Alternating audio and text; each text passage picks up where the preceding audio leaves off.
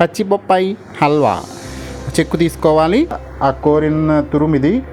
కిస్మిస్ వేస్తున్నాము, బొప్పాయి తురుము వేసేయండి. ఆ తురుము వేసేసి నెయ్యి తేరాలండి. నెయ్యి పైకి తేరిన తర్వాత పంచదారతో కూడా ఉడకాలన్నమాట. ఫుడ్ కలర్ కూడా కొద్దిగా వేసుకోండి. టేస్టీ బొప్పాయి హల్వా.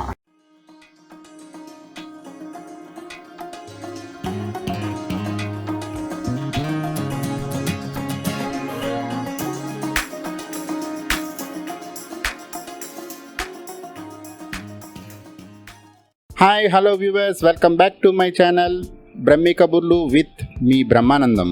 ఈరోజు మరో సరికొత్త వంటకంతో మీ ముందుకు రావడం జరిగింది. అదే పచ్చి బొప్పాయి హల్వా. ఈ పచ్చి బొప్పాయి హల్వా ఏ విధంగా తయారు చేసుకోవాలో ఈ వీడియోలో నేను మీకు వివరిస్తున్నాను. చూస్తున్నారు కదా, మనం పచ్చి బొప్పాయి ఎలా ఉంటుందండి. దీనికి ఫస్ట్ తొక్కని పీలర్తో మనం తీసేసుకోవాలన్నమాట. చెక్కు తీసుకోవాలి. సో ఆ చెక్కు తీసుకున్న తర్వాత గింజలన్నీ ముక్కలు కోసి గింజలు అవి కూడా తీసేసుకోవాలి. లోన విత్తనాలు ఉంటాయి కదా, సీడ్స్, వాటిని కూడా తీసేసుకోవాలి.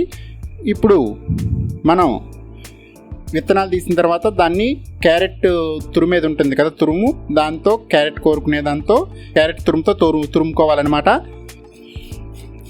ఫ్రెండ్స్ చూస్తున్నారు కదా, ఈ విధంగా తురుముకోవాలన్నమాట. బొప్పాయిని ఈ విధంగా తురుముకున్న దాంతో మనం నెక్స్ట్ ప్రాసెస్కి వెళ్ళిపోదాం. రివర్స్ చూస్తున్నారు కదా, మనం బొప్పాయిని తురుము కింద కోరాం కదా, ఆ కోరిన తురుము ఇది. మీకు వచ్చేటప్పటికి 2 కప్పులు తురుము తీసుకున్నాను. ఇది ఆ 2 కప్పుల తురుము అనమాట. ఈ 2 కప్పుల తురుముతో మీకు ఇప్పుడు స్వీట్ చేసి చూపిస్తున్నాను, బొప్పాయి హల్వా. రివర్స్ చూస్తున్నారు కదా, ఇప్పుడు స్టవ్ వెలిగించుకుని మనం స్టవ్ పైన బాండీ పెట్టుకున్నాం. బాండీలో ఒక 4 స్పూన్లు నెయ్యి వేసుకోవడం జరిగిందండి. 4 స్పూన్లు నెయ్యి వేసిన తర్వాత ఇప్పుడు జీడిపప్పు, కిస్మిస్ వేస్తున్నాము. చూస్తున్నారు కదా, వీటిని ఫ్రై చేసుకోండి. వ్యూవర్స్ చూస్తున్నారు కదా, ఇప్పుడు ఏగిన జీడిపప్పు కిస్మిస్ను పక్కకు తీసుకోండి. తీసుకున్న తర్వాత ఇప్పుడు బొప్పాయి తురుము వేసేయండి. ఆ తురుము వేసేసి దీన్ని కూడా ఫ్రై చేసుకోవాలి. వ్యూవర్స్ చూస్తున్నారు కదా, ఈ విధంగా నెయ్యి తేరాలండి. నెయ్యి పైకి తేరిన తర్వాత మనకి బాగా ఫ్రై అయినట్టు ఇప్పుడు పాలు పోసుకోవాలి. 2 కప్పులు తురుము తీసుకున్నాం కదా, 1 కప్పు పాలు పోయాలన్నమాట. ఈ పాలల్లో ఇది ఉడికించుకోవాలి. మీరు స్టవ్ యొక్క ఫ్లేమ్ను మాత్రం మీడియంగా పెట్టుకోండి లేదా సిమ్లో పెట్టుకోండి. సో జాగ్రత్తగా చేసుకోండి, హైలో మాత్రం పెట్టవద్దు. దగ్గరికి వచ్చిన తర్వాత మళ్ళీ చూపిస్తాను మీకు ఏ విధంగా వస్తుందో. రివర్స్ చూస్తున్నారు కదా, ఇప్పుడు మనకి పాలతో బాగా ఉడికిందండి. ఈ విధంగా రావాలి. ఉడికిన తర్వాత ఇప్పుడు 1 గ్లాస్ పంచదారను మనం ఈ మిశ్రమానికి యాడ్ చేసుకోవాలి.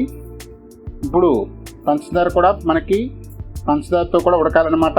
మిశ్రమం బాగా ఉడికిన తర్వాత మీకు నెక్స్ట్ స్టెప్ చూపిస్తాను. ఫస్ట్ పంచదార కరిగింది చూసారు కదా, మనం వేసిన తర్వాత పంచదార కరిగిన తర్వాత జీడిపప్పు, కిస్మిస్ ఇందాక ఫ్రై చేసుకున్నా ఉన్నాయి కదా, వాటిని వేసేసుకోవాలి.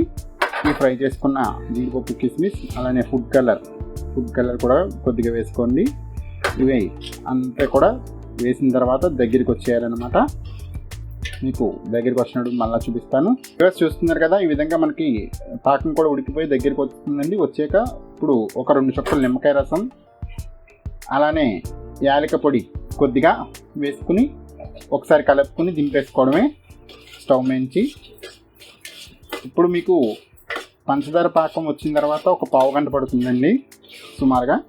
అలానే అది కొంచెం చూస్తున్నారు కదా, ఆ విధంగా వస్తుంది మనకి. పాలు వేసి ఉడకబెట్టినప్పుడు ఒక 10 నిమిషాలు సుమారుగా సమయం పడుతుందండి. ఇది జాగ్రత్తగా సిమ్లోనే లేదా మీడియం ఫ్లేమ్లోనో పెట్టుకుని మీరు చేసుకోవాలి. దగ్గరే ఉండాలి, తిప్పుతూ ఉండాలి ఎట్టి పరిస్థితుల్లో, లేదంటే మళ్ళీ మాడుపడుతుంది. ఇది చూస్తున్నారు కదా, ఈ విధంగా మనకి హల్వా ఈజీగా ప్రిపేర్ చేసేసుకోవచ్చు. టేస్టీ బొప్పాయి హల్వా. చూస్తున్నారు కదా, ఈ విధంగా మనకి బొప్పాయి హల్వా రెడీ అయిపోతుందండి. స్టవ్ మీద నుంచి దించుకున్న తర్వాత ఒక బౌల్లోకి తీసుకోవాలి. మీకు టేస్టీ ఎమ్మి బొప్పాయి హల్వా రెడీ అయిపోయింది.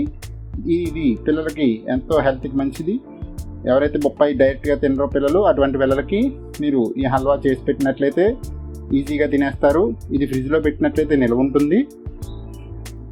మీరు వీడియో చూశారు కదా, ఈ వంట మీకు నచ్చినట్లయితే వీడియోని తప్పకుండా లైక్ చేయండి, తెలిసిన వారితో షేర్ చేయండి. మన ఛానల్ బ్రహ్మీ కబుర్లు ఈ యూట్యూబ్ ఛానల్ని తప్పకుండా సబ్స్క్రైబ్ చేయండి. అలానే మీకు తెలిసిన సర్కిల్లో కూడా సబ్స్క్రైబ్ చేసే విధంగా ప్రోత్సహించండి. మరో సరికొత్త వీడియోతో మీ ముందుకు రావడం జరుగుతుంది. అంతవరకు బాయ్ బాయ్.